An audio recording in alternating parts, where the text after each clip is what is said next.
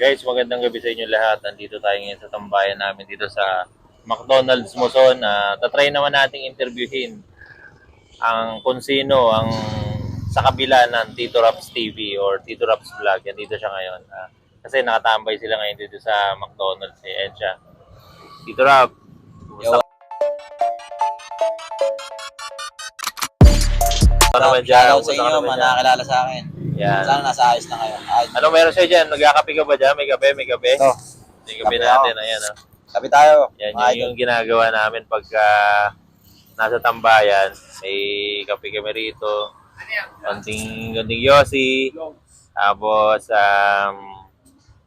katamang kwentuhan lang. Ganun lang. Kwento mo naman ako ngayon, Tito Rap, ano bang lagay? Anong oras ka pa lumabas kanina? Lumabas ako kanina, mga alas 12. Mas 12 na ang tanghali. Tanghali, Oo, oo. tanghali. Pagkatapos ko kasi kasuhin yung tatay ko. Oo. Kasi,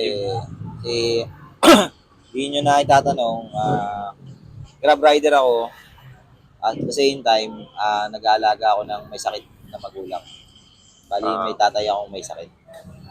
Oh, yun guys. So, bali yung ano niya, yung oras niya hinahati niya talaga.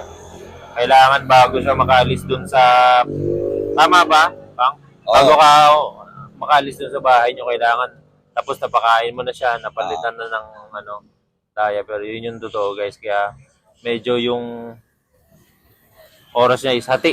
Hati-hati tama talaga. Pagka, kaya mo naman, pagka ano, yung oras mo rito kay Grab, talaga minamaximize mo. Oo, maximize. Ang routine ko niyan, araw-araw, 12 ng tanghali until 12 ng gabi. Solid yung pang. Solid Walang yun. uwian yun. Walang uwian yun. Ay, uwi ako mga 6 para hapunan naman ni Papa. Tapos after nun, bakbak na naman. Bakbak ulit, oo. Balik na naman, biyahe na naman yun. Pero during working, ako niyan, may CCTV ako sa bahay para namomonitor ko si Airpat. Dahil kung minomonitor yung si Airpat time to time, after ko mag-deliver, i-review ko yung CCTV nun kung okay ba siya o ano. Yun. Tapos pag may napapansin akong medyo kailangan niya ng pupunta ako ng assistance. Pupunta ako sa bahay. Rekta uwi agad eh, no? Yun lang ang... Pabuti Kaya- nga, merong CCTV na connected dun sa cellphone niya. Dito lang kasi ako nagdi-deliver. Kaya lagi ako dito lang sa malapit para on time ako makapunta pag kailangan. Advantage din, no? Advantage na ano lang. Kasi wala kasi yung mga kapatid. Isang anak lang kasi ko.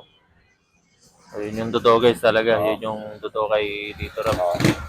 Medyo minsan mapanood natin siya, puro patawa, puro minsan laging nakikita natin puro alaklak lang. Puro patawa lang siya pero mabigat.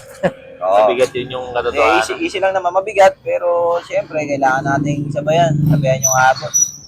Tayo rin gagawa ng kapalaran natin, kaya kailangan di tayo papakain sa pagsubok.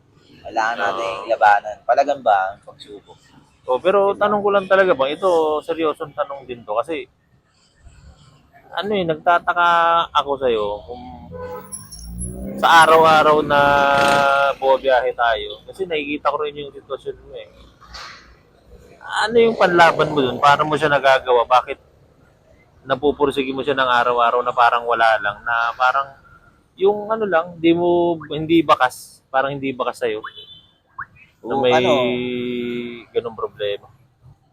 Wala, iniisip ko lang na kailangan makasurvive ako. Kasi kung hindi ko gagawin to, walang mangyayari sa akin. Tsaka wala kasi akong ibang maasahan. May pamilya ako kaso fortunately, hindi kami magkasama. Gawa ng hindi ko kasi kaya na magkasama dun yung anak ko eh. Kasi mahirap pagsabayin. Kaya pinili ko na lang na malayo siya sa akin, nandun siya sa mama niya. Kasi maganda ang buhay niya ron, hindi siya makaranas ng hirap. Yun yung sinasabi ko guys na minsan basta komplikado talaga, ang dami niyang mabigat yung pinagdaraanan niya araw-araw. Tapos kung makikita niyo sa mga vlog niya, parang patawa lang lagi. Tapos kagaya nito, totoo to Gumagawa kami ng content ngayon, nag-i-interview kami, pero ito yung realidad. May pumasok na booking, di ba? Kumbaga, iniipit lahat. Habang nag-grab, pinipilit mag-vlog. Kahit, alam mo yun, wala naman talaga kaming idea, wala namang professional na yung ano bang tawag doon? Yung guide pa. Wala talaga. Walang guide na Yun lang mga tol, yun lang isa pa naming pag-asa. Kasi dati sinusubok-subukan lang namin mag-content. Ngayon kasi parang medyo nakapasok kami sa unang step. Nakapasok kami sa mundo ng Facebook. Kaya nagbabakasakali kami mag-content creator. Baka sakaling boom kami kumita kasi may kita sa Facebook. Kaya yung extra namin, hindi man extra income kasi wala pa talagang official na kumikita kami ron. Sentabo nga lang, masaya na tayo. Oo, masaya namin ron. Sentabo nga lang eh. Yun yung totoo. So, ayun.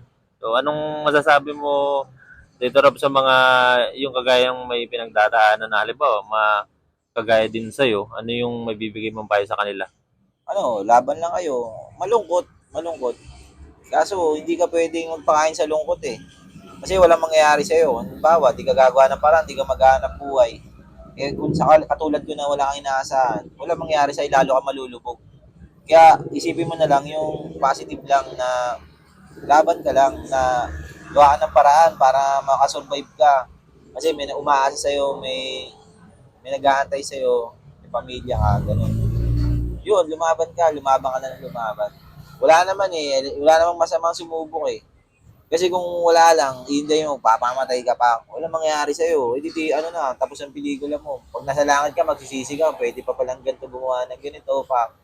Diba? Yun, lumabang ka lang. Wala nang masama ron. Sige, Dito Rob. Salamat naibahagi mo yung matagal ko nang minsan gustong matanong kasi hindi ko rin tinatanong kasi ngayon mamaya ma-open ka. Okay lang yun. Salamat. Sige, salamat sa oras. May napulot kayong aral kahit maiksi lang yun. Mabigat yung buo na mensahe yun para sa inyo ng mga nakapanood.